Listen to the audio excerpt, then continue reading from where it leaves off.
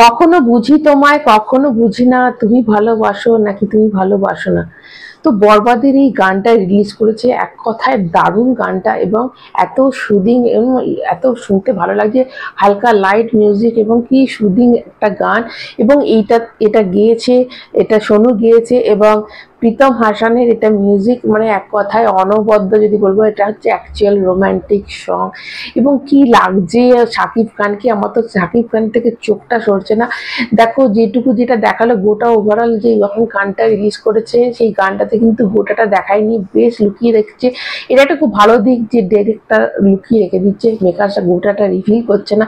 এবং এই গানটাতে এটা তো বোঝাই যাচ্ছে যে ইদিকাকে ভালোবাসে, তাকে মানে বলতে চাইছে, কিন্তু ইদিকা কিন্তু এখনো জানে না যে শাকিব খান তাকে ভালোবাসছে। এবং দুজনের মধ্যে কোথাও কিন্তু একটা মানে টাকা পয়সার দিক থেকেও কিন্তু একজন একটা আলট্রা বেশ বড়লোক গোছের একজন, হয়তো সেই মানে অ্যান্টি সোশ্যাল কোনো গ্যাংস্টারের ফ্যামিলি থেকে বিলং করে, আর এই একটা অতি সাধারণ মেয়ে।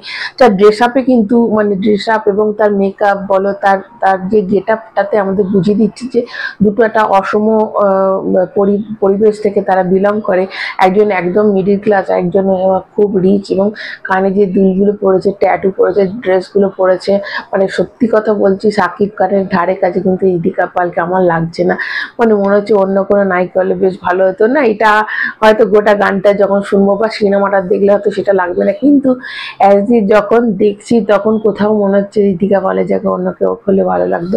অ্যাকচুয়ালি চোখটা শাকিব খান থেকে সরছে না, এতটাই ভালো লাগছে শাকিব খানকে।